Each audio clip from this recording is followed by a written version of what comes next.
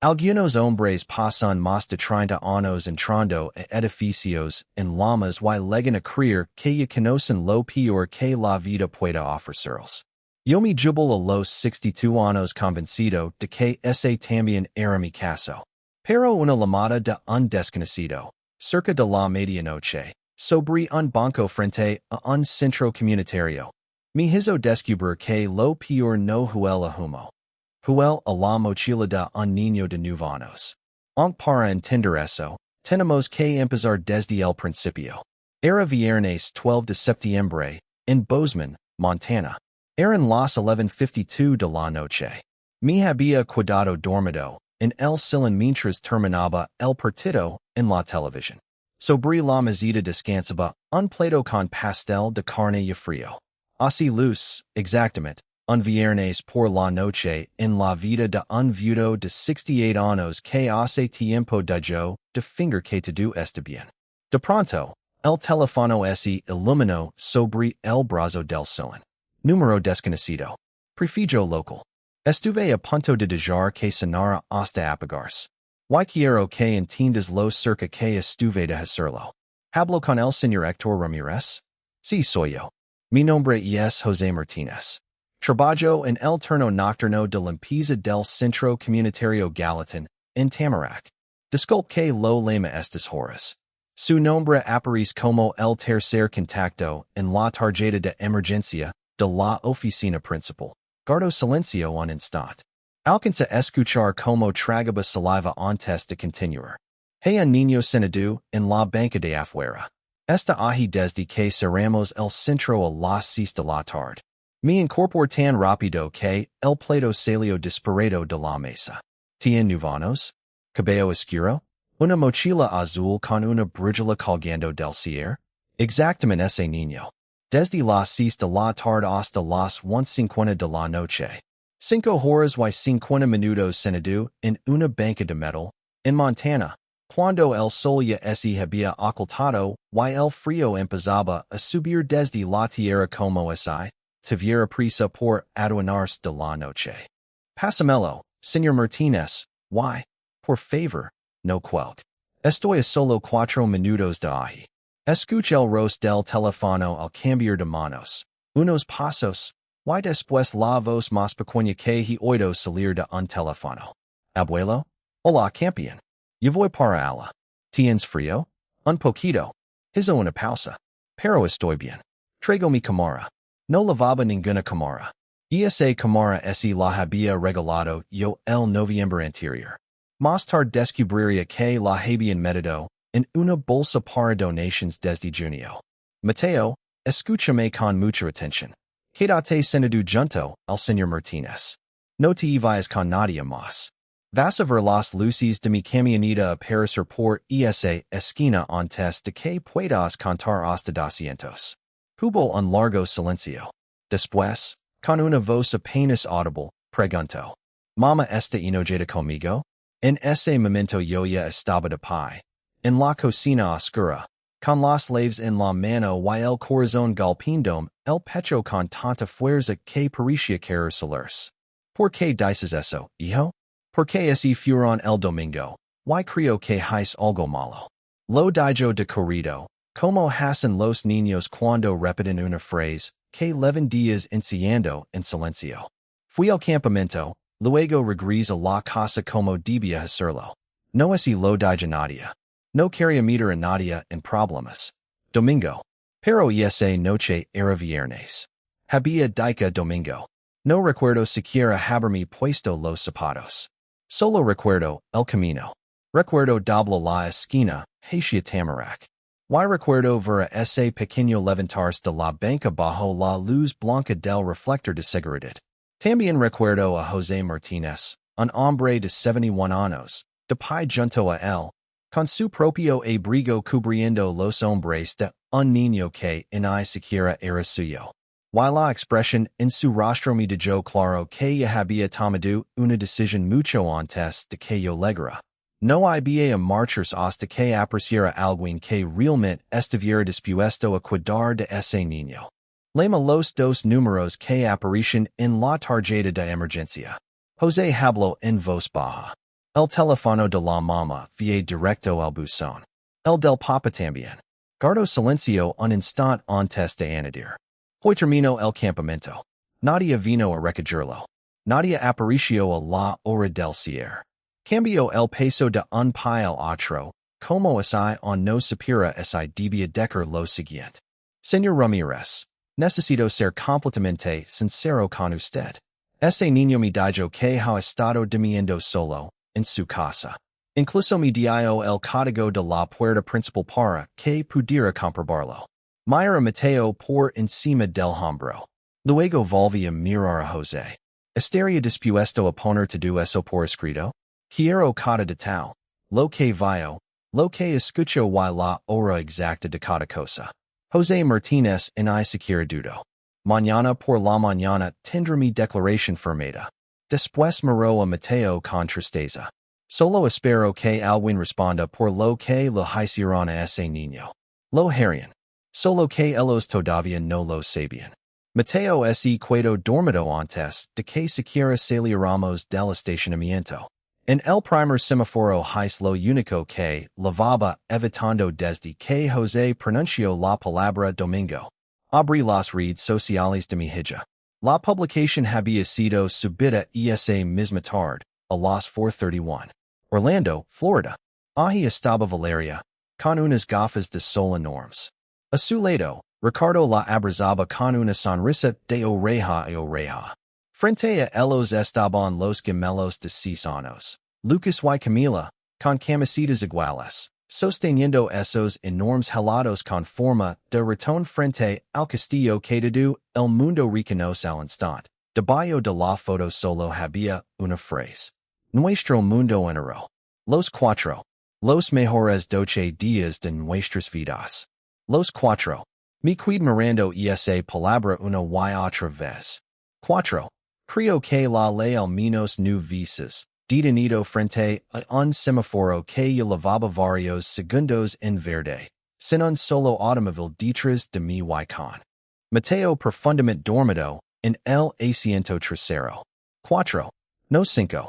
Había mostrado al mundo quién era su familia. Y, delante de todos los que conocía, el resultado había sido exactamente 4 personas. Nunca 5. He entrado en edificios envueltos en llamas. He visto tecos desplomarse sobre mi cabeza. He respirado humo suficiente para llenar varias vidas.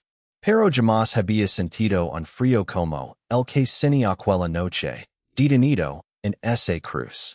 Leva Mateo a mi casa, en Chestnut.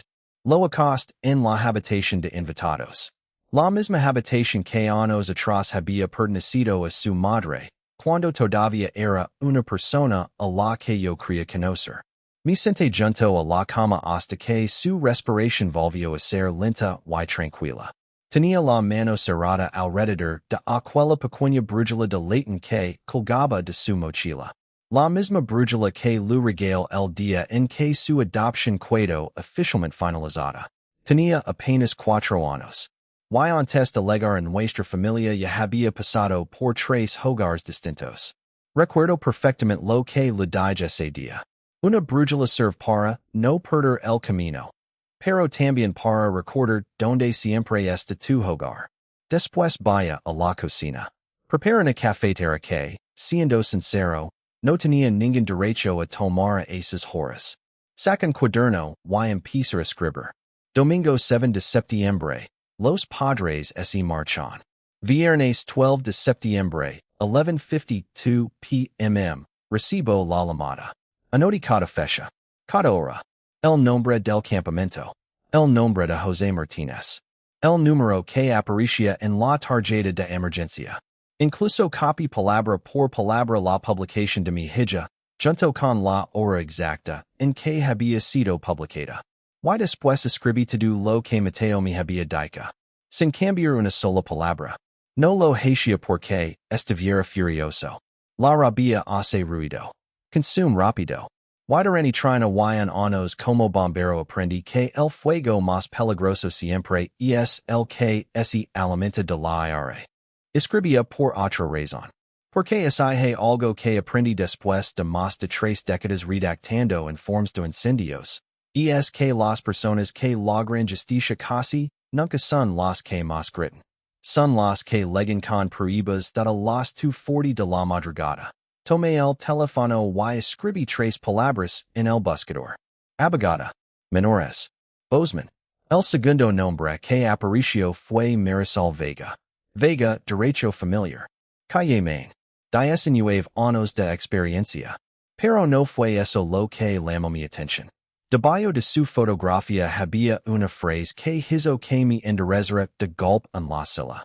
Ex abogada del Departamento de Servicios para Niños y Familias de Montana.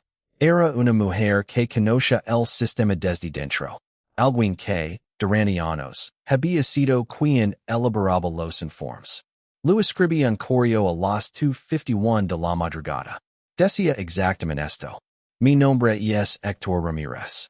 Tengo 68 años y soy capitán de bomberos retirado. Mi nieto, de 9 años, permaneció 6 días sin la supervisión de ningún adulto mientras sus padres viajaban a Florida con sus otros hijos.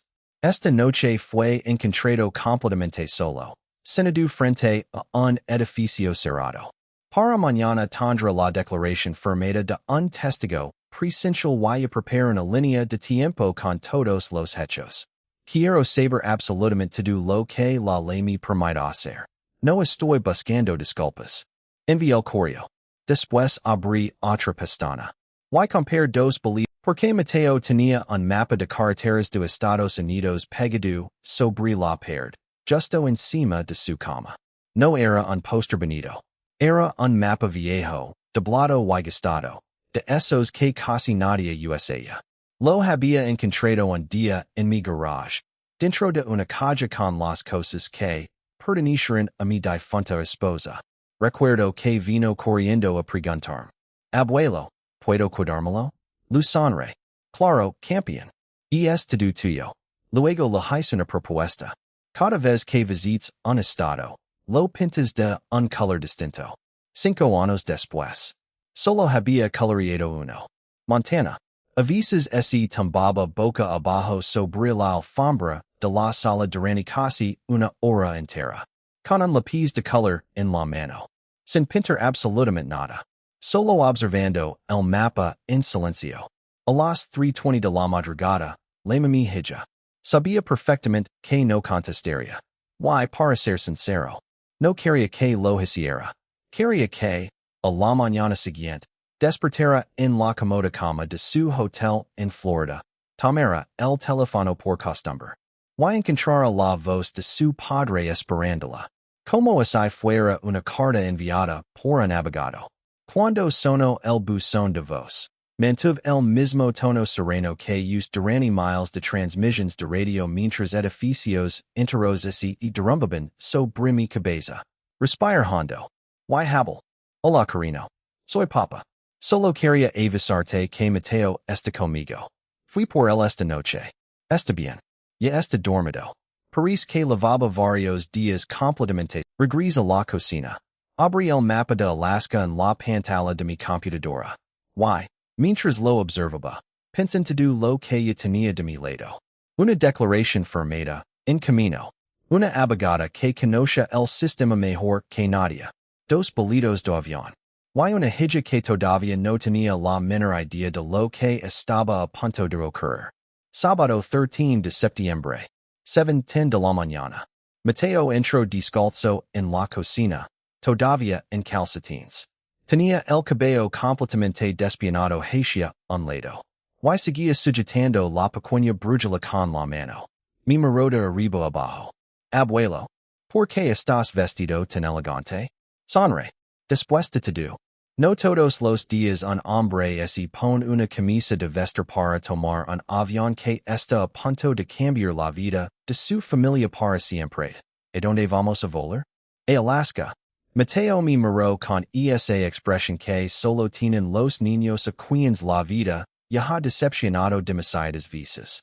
Antes de ilusionarse, primero necesitan asegurarse de que la puerta realmente está abierta. No salto de alegría. No grito. Solo pregunto, con un cuidado que no correspondía a un niño de su edad. ¿La Alaska de verdad o la Alaska de mentira? Hey phrases que uno sabe que lo acompañaron hasta el último día de su vida. Esa fue una de ellas. La Alaska de verdad, campeón. Tu y yo. Nuestro vuelo sale a las once. Salió corriendo.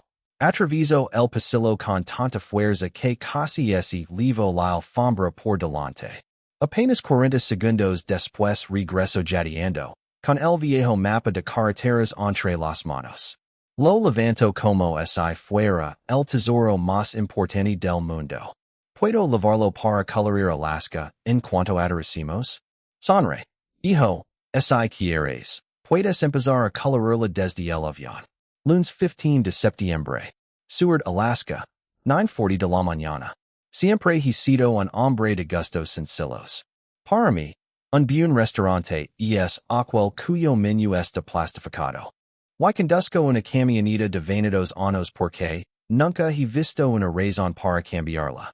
Por eso, cuando la recepcionista del lodge me entregó la llave de una habitación con un enorme ventanal frente a Resurrection Bay, camas impecables y toallas dobladas con una precisión casi artística, estuve a punto de preguntarle si no se había equivocado de Houston. Mateo entró detrás de mí. Se quedó inmóvil apenas cruzó la puerta. Frente a nosotros se extendía el agua oscura de la bahía, rodeada de montañas que parecían caer directamente al mar, mientras una fina niebla descansaba sobre las cumbres como una manta silenciosa. Su voz apenas fue un susurro. Abuelo, ¿todo esto va a ser nuestro durante 6 días? Sonre. Sí. Toda esa vista también. Se quedó contemplando el paisaje unos segundos más. Luego dejó el mapa sobre la cama. Sacó el lápiz del bolsillo y, sin siquiera sentarse, coloreó Alaska con tanta fuerza que casi rompió el papel. Después observó los dos únicos estados pintados. Montana. Y ahora Alaska. Miró el resto del mapa, todavía vacío. Sonrió para sí mismo. Está bien. Aún nos faltan muchos. El primer día hicimos un recorrido en barco por los fiordos. Durante apenas 40 minutos lo hizo once preguntas distintas a la bióloga que guiaba la excursión. Lo sé porque terminan contándolas. Entonces, una enorme ballena jorobada emergió del agua a unos 60 metros del barco. Expulsó una gigantesca columna de aire y agua. Toda la cubierta estalló en gritos de emoción. Mateo se aferró con fuerza a la manga de mi abrigo. No me soltó hasta que la ballena desapareció otra vez bajo el océano. Cuando volvió a hablar, su voz sonaba diferente. Más pequeña. Más asombrada. Abuelo. Es lo más grande que he visto en toda mi vida. Y salió justo frente a nosotros. Lo revolví el cabello con una sonrisa. Claro que sí. Quería venir a conocer a un chico muy especial. Al día siguiente salimos a pesca con un capitán llamado Pedro Sorensen. Un hombre de unos 60 años. Manos enormes y pocas palabras. Lo puso una cana entre las manos a Mateo y dijo simplemente. Si lo pescas, tú mismo lo limpias. Ese es el trato. Mateo luchó durante 9 largos minutos con un enorme fletón. Cuando por fin consiguió subirlo al bote, soltó una carcajada tan sincera que jamás se la había escuchado antes. Después cumplió su parte del trato. Señor Ramírez, voy a hablar con total franqueza porque creo que pueda soportarlo. Prefiero dejar las cosas como son. Lo que usted me describió no es simplemente una mala decisión de unos padres. En Montana existe un nombre legal para eso. Se llama abandono. Dejar a un menor de 12 años sin la supervisión adecuada durante varios días no admite interpretations. No es una zona gris. No depende del criterio de nadie. Es abandono. Escuche como movía varios documentos antes de continuar. Y, además, usted tiene algo que muy pocas personas consiguen reunir. Tiene un testigo independiente con una declaración firmada y registrada por Horace. Tiene una publicación pública que demuestra que ambos padres estaban fuera del estado exactamente durante ese periodo. Tiene el relato del propio niño, que quiero que sea recogido por un profesional capacitado. no por usted. No pienso dar a nadie la oportunidad de decir que el abuelo influyó en su version. Y también tiene un rescate documentado por un tercero, realizado a las 1:52 de la noche, por una persona con obligación legal de informar. Guard silencio unos segundos. Y ahora que hacemos con todo eso. Tres cosas. Al mismo tiempo. Primero, presentar el informe. No guardarlo. Presentarlo oficialmente. Segundo, solicitar una tutela temporal de emergencia ex parte. Eso significa que podríamos estar frente a un juez antes incluso de que el avión de su hija aterrice. Y tercero, solicitar inmediatamente los expedientes escolares. Si ese niño habló alguna vez con un orientador escolar, quiero leer hasta la última línea de ese archivo. Seni como mis dedos serben con fuerza sobre la barandilla. Sí, existe un informe. En febrero pasado, su maestra me llamó. Cuando hablé con Valeria, me dijo que dejar de meterme en su vida. Hubo un breve silencio. Después Marisol respondió con la misma serenidad. Entonces, esta misma noche anoté la fecha exacta de esa llamada y escriba todo lo que recuerdo antes de irse a dormir. La segunda noche la conversación cambió de rumbo. Usted va a querer modificar su testamento. Y es lo que casi todo el mundo hace en una situación como esta. Pero voy a explicar cómo proteger ese patrimonio para que nadie pueda deshacer su decisión. Y, al mismo tiempo, para que ese dinero no termine perjudicando al niño. La escucho. Crea un fideicomiso irrevocable. Una vez constituido, ese patrimonio dejará de pertenecer legalmente. Quedará fuera del alcance de su hija, de su yerno, de cualquier abogado que contraten y de cualquier intento futuro por impugnir su voluntad. Será definitivo. Hizo una pausa antes de añadir. Pero no entregue todo el dinero cuando Mateo cumpla 18 años. He visto demasiadas tragedias empezar exactamente así. Que el fideicomiso cubra su educación y una vivienda desde los 18 años, administrado por un fiduciario independiente. El resto podrá recibirlo cuando cumpla 25. Y nombre desde ahora un fiduciario su ser y un tutor sustituto. Ambos deben ser más jóvenes que usted. ¿Por qué? Porque el primer argumento que utilizará cualquier abogado de la otra parte será su edad. Y yo quiero desmontar ese argumento incluso antes de que lo pronuncien. Lo pensé apenas unos segundos. Mi sobrina Elena. 41 años. Enfermera de cuidados intensivos, en Missoula. Casada. Madre de dos hijos. Y enamorada de Mateo desde el mismo día en que llegó en nuestra familia. Conseguimos su número esta misma noche. La tercera noche, mientras hablaba con Marisol, la puerta cordial abrió lentamente detrás de mí. Mateo apareció en pijama, frotándos los ojos. Abuelo. ¿Con quién hablas todas las noches?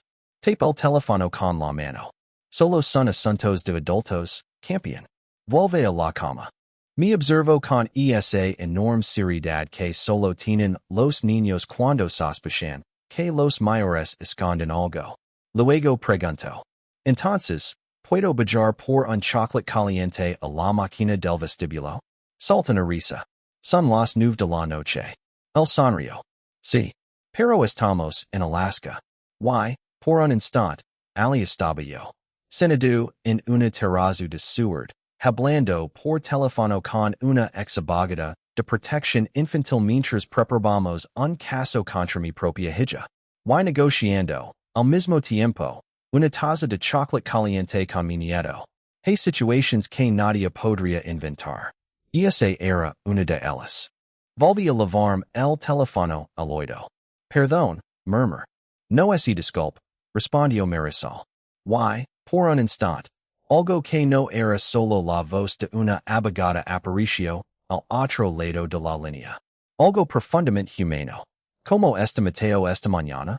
No pude evitar sonreír. Se rió tanto durante el desayuno que terminó con hipo. Hubo un breve silencio. Aferiza eso, señor Ramírez. Y empieza a anotarlo también. No entendí. Ella continuó. El contraste entre el deterioro que sufrió durante los últimos 15 meses y la forma en que está mejorando bajo su cuidado será mucho más convincente para un juez que cualquier argumento jurídico que yo pueda presentar. Tomé un viejo recibo que encontré sobre la mesa y escribí aquellas palabras al reverso. Todavía lo conservo. La cuarta noche ocurrió algo para lo que no estaba preparado.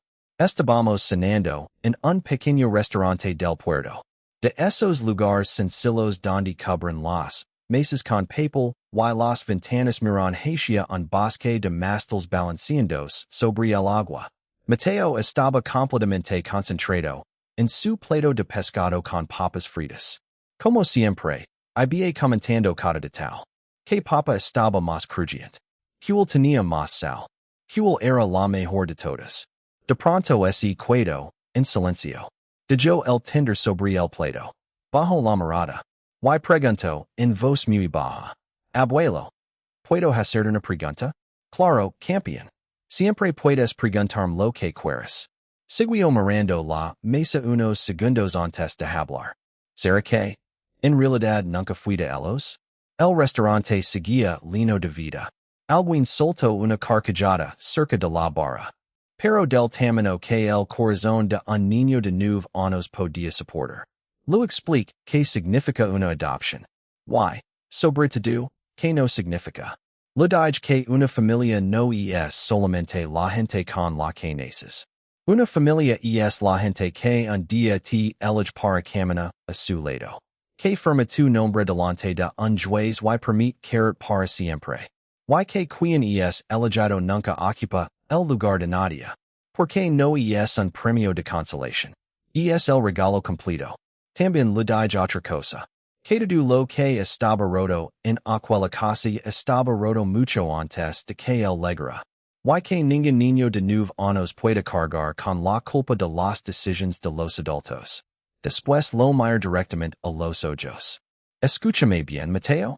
Pase 31 años entrando en edificios en lamas para sacar personas de allí. Y no existe una sola cosa en este mundo. En hay una sola ley. En hay una sola persona en todo Montana. Que vaya a impedirme sacarte también a ti. Sus ojos comenzarán a llenarse de lágrimas. No hablo. Solo asincio despacio, como hace siempre cuando necesita acomodar una idea importante dentro de su cabeza. Un instante después aspiro por la nariz y pregunto, muy serios. ¿Me das tu ensalada de col? No pude evitar reír. Claro. Puedes cuidar con todo lo que hay en esta mesa. Y además, creo que hoy nos merecimos postre. Dos postres. Primero apareció una sonrisa pequeña. Luego otra un poco más grande. Y finalmente esa sonrisa auténtica que lo iluminaba toda la cara y lo ligaba hasta los ojos. Me levanté un momento. Entré al baño. Abrí el grifo. Dejé que el agua fría corriera sobre mis muñecas. Y permanecí varios segundos mirando mi reflejo en el espejo. Porque a la afuera me había mantenido firme. Él necesitaba seguridad. Y eso era exactamente lo que debía recibir. Pero yo seguía siendo un hombre, no una estatua. A casi 3,000 kilómetros de allí. Mi única hija dormía tranquilamente. La misma niña a la que años atrás enseñé a conducir por un camino de grava a las afueras de Bozeman. La misma a la que acompañé hasta el altar once años antes, llorando en silencio durante todo el recorrido. Ese recuerdo me dejó completamente inmóvil. Respire hondo. Me seque las manos. Regresa la mesa. Me senté frente a Mateo. Y, en ese preciso momento, dejé de intentar equilibrar dos verdades imposibles. Sí, Valeria seguía siendo mi hija. Pero también era la mujer que había abandonado a un niño durante 6 días. Y esa realidad ya no podía cambiarla nadie. Volvíamos a casa. Y Marisol Vega todavía tenía mucho trabajo por hacer. Es legado hasta aquí, amigo. Déjame pedir un pequeño favor. Regalale un me gusta a este video. Es un gesto sencillo, pero gracias a eso historias como esta pueden llegar a muchas más personas. Miércoles 24 de septiembre. Bozeman, Montana. 8:59 de la mañana. Valerio y su familia habían regresado de Florida 2 días antes. Desde entonces solo había recibido un mensaje suyo. 8 palabras. Sin un solo punto. Sin una sola coma. Escuch tu mensaje. Tenemos que hablar en persona. Lo reenvié inmediatamente a Marisol. Solo escribí una línea de bio. Miércoles. Mi casa. 9 de la mañana. 3 minutos después llegó su respuesta. Estar allí a las 8:59. Llevar a todo. Y cumplió exactamente lo que prometió. Llegó un minuto antes de las 9. Traje color carbon. Zapatos planos. Un viejo maletín de cuero con las esquinas desgastadas por los años. Entro como si hubiera estado en aquella casa de quienes de visas. Dejó 2 carpetas sobre la mesa del comedor. Se sirvió una taza de café sin hacer ceremonias. Y tomó asiento con la tranquilidad de quien lleva toda una vida preparándose para una conversación como aquella. Sin levantar la vista de los documentos de yo. Ellos no saben que estoy aquí, ¿verdad? Negu con la cabeza. Creen que solo vamos a hablar en familia. Por primera vez desde que la conoce, una diminuta sonrisa apareció en la comisura de sus labios. Y tienen razón. Será una conversación familiar. Solo que estará extraordinariamente bien documentada. A las 9:04 escuch un automóvil detenerse frente a la casa. Mateo ya estaba en la escuela. Me había asegurado personalmente de que así fuera. Ricardo entró primero. Broncito. Camisa de cuello. El aspecto impecable de alguien que cree que va camino a una reunión de trabajo. Valeria venía detrás. Los brazos cruzados. La barbilla en alto. Se notaba que lavaba todo el trayecto preparando cada argumento que pensaba utilizar. Entonces Ricardo vio a Marisol. Se quedó completamente inmóvil. Como si alguien hubiera desconectado el tiempo. Valeria siguió su mirada. Su voz cambió de inmediato. Papa. ¿Quién es ella?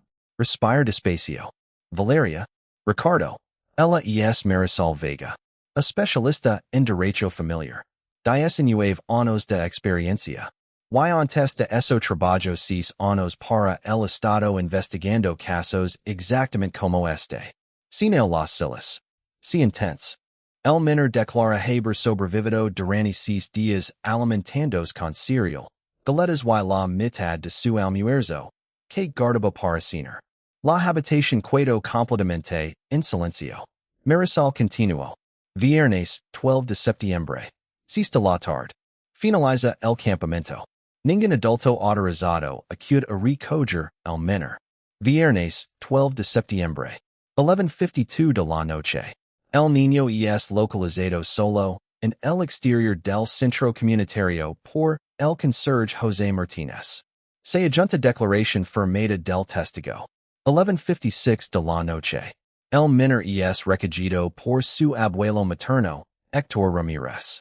Anexo C. Publicación en redes sociales fechada el 12 de septiembre a las 4:31 de la tarde. Que ubica a ambos padres en el condado de Orange, Florida. Cuando terminó de leer, levantó la vista. Ricardo tenía el rostro completamente rígido. Valeria parecía incapaz de respirar con normalidad. Fue la primera en hablar. Eso no ocurrió así. Papa, teníamos un acuerdo. La prima de Ricardo iba a cuidarse con Mateo. Marisol la interrumpió con absoluta calma. La señorita Tricia Walker fue contactada por mí el lunes. Sacó otra joya. La dejó junto a la primera. Su declaración indica que recibió un mensaje grupal el 30 de agosto, pero nunca aceptó hacerse cargo del menor. Además, pasó toda esa semana en Idaho. También entregó voluntariamente la conversación completa. Vi como el rostro de Valeria perdía todo el color. Su boca es cero. No encontró una sola palabra. Marisol volvió a hablar. Con la misma voz tranquila. Con la misma precisión devastadora. Voy a ahorrar el tiempo. No estamos aquí para discutir si esto ocurrió. ¿Por qué ocurrió? Estamos aquí para explicaros lo que ya es hizo al respecto. La palabra ya Caio sobre la mesa como una piedra.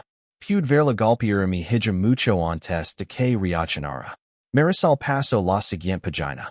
El martes 16 de septiembre present formalmente el informe ni el Departamento de Servicios para Niños y Familias. No es dependiente. No depende de mi criterio. Y fue admitido.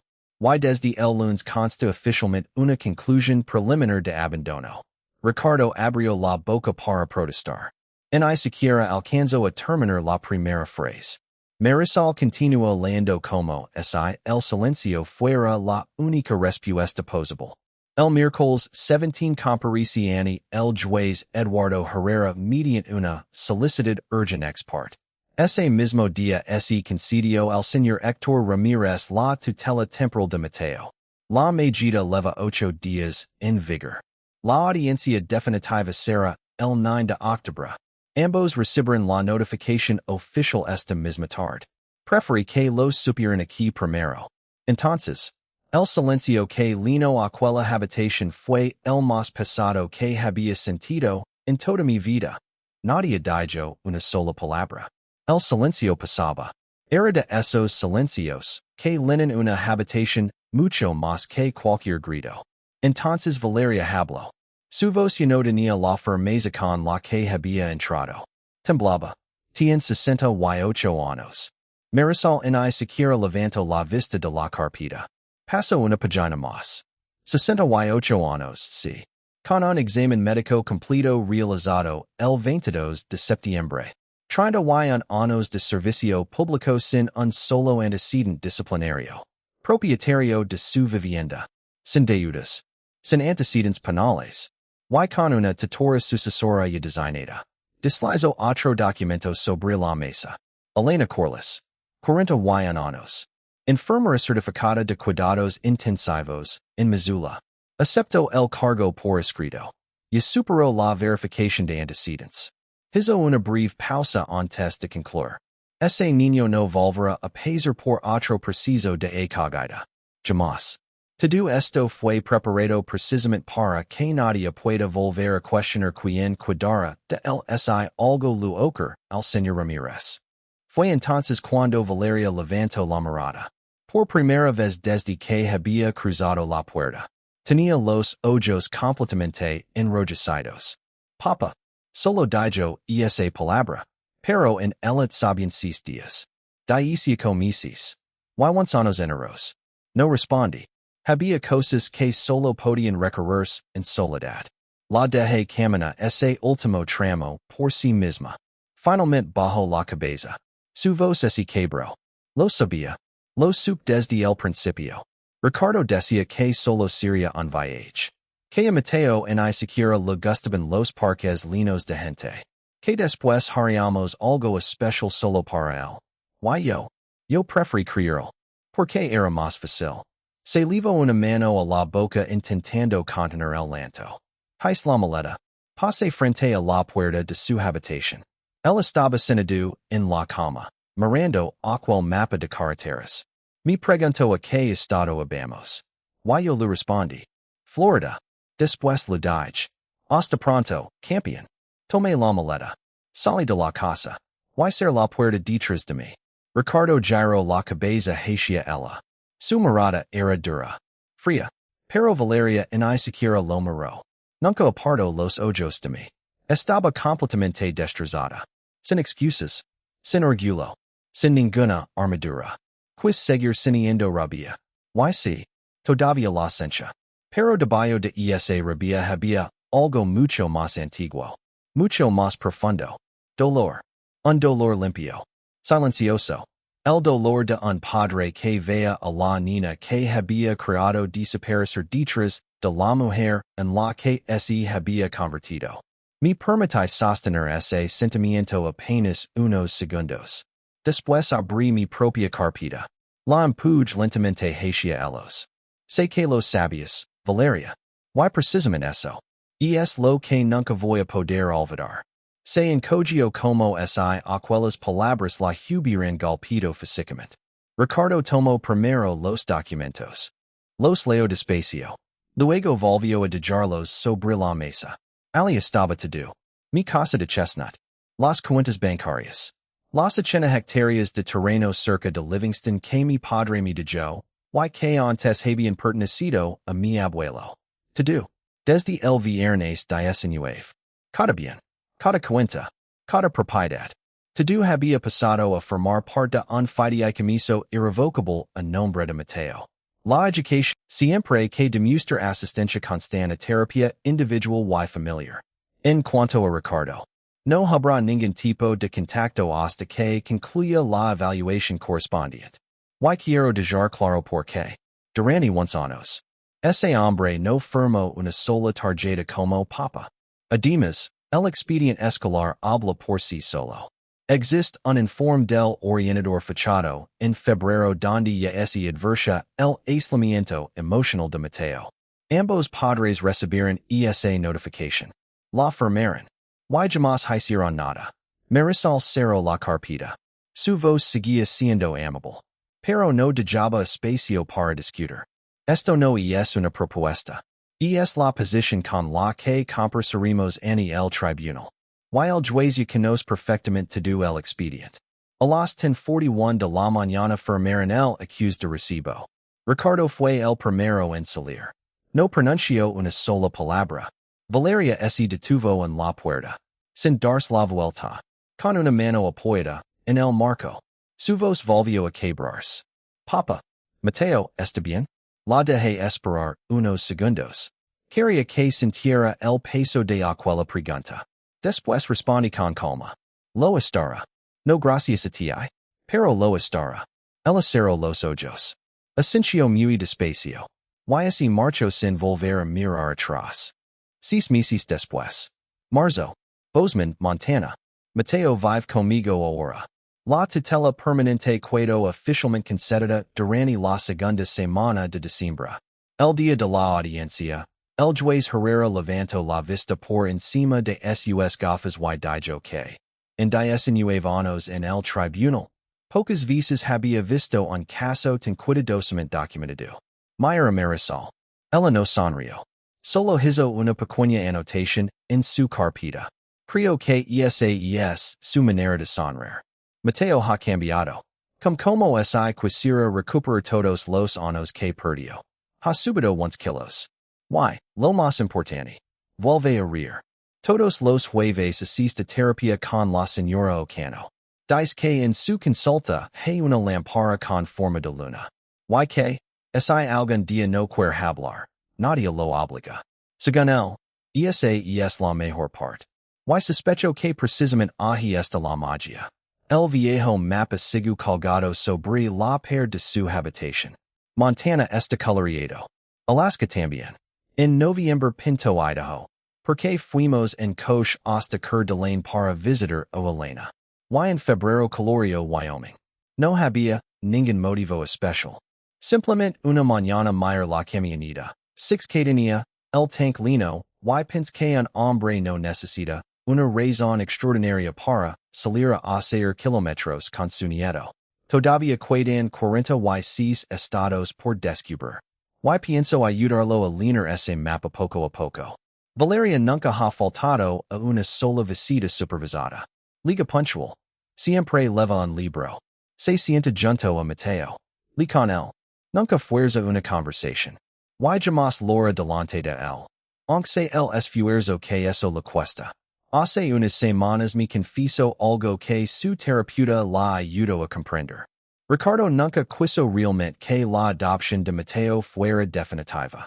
Para él siempre fue una solución temporal. Algo que algún día terminaría. Y, sin darse cuenta, ella pasó unos años haciendo cada vez más pequeña para encajar en la vida que él había construido. En enero presentó la demanda de divorcio. Si todo sigue su curso, será oficial en otoño. No soy psicólogo. Soy un hombre que pasó más de 3 décadas apagando incendios.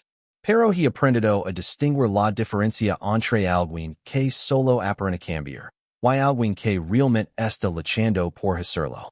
Mi hija todavía no ha llegado al final de ese camino. En hay mucho menos. Pero, por primera vez en mucho tiempo, está caminando en la dirección correcta. Una vez el mes, Lucas y Camila vienen con ella. Nunca olvidar la primera visita. Camila cruzó toda la sala corriendo y lanzó sobre Mateo para abrazarlo con todas sus fuerzas. ¿Dónde estabas? Lo preguntó, sin soltarlo. Mateo levantó la vista y me miró por encima del hombro de su hermana. La expresión de su rostro. No voy a intentar describirla. Hay cosas que las palabras simplemente no alcanzan. Sé que algunos de ustedes pensaron que fui demasiado indulgent con mi propia hija, que no merecía una segunda oportunidad. Cream. Ya escuché esa opinión. Dos de mis hermanas me lo dijeron sin rodeos. Yo mismo me lo he preguntado muchas noches. Cuando el reloj marca las 3 de la madrugada y la casa está completamente en silencio. Así que ahora quiero preguntaros algo. De verdad. ¿Qué habrían hecho ustedes en mi lugar? Porque, soy completamente honesto. Todavía no estoy seguro de haber tomado la decisión perfecta. Pero sí estoy seguro de una cosa. El domingo pasado encontré a Mateo acostado boca abajo sobre la alfombra del salón. Tenía el mapa frente a él. Y un lápiz en la mano. Había dibujado una pequeña línea que salía desde su hacia el océano. Al final de esa línea había un pequeño dibujo. Me senté a su lado. ¿Qué es eso, campeón? Sin apartar la vista del mapa respondió. Ahí fue donde vimos salir a la balena. Quiero recordar siempre donde estaba. Sus padres gastaron más de $34,000 para mostrar al mundo una fotografía de una familia de 4. Yo gastado lo que tenía. Y voy a dedicar cada día que me cuide de vida a asegurarme de que ese niño jamás vuelva a preguntarse si realmente forma parte de una familia. Y esa es toda la historia. Si este relato te conmovió, regálame un me gusta. Suscribid al canal y cuéntame en los comentarios desde donde me acompañas y que habrías hecho tú en mi lugar. Leo cada uno de sus mensajes. Gracias por estar aquí. Nos vemos en la próxima historia.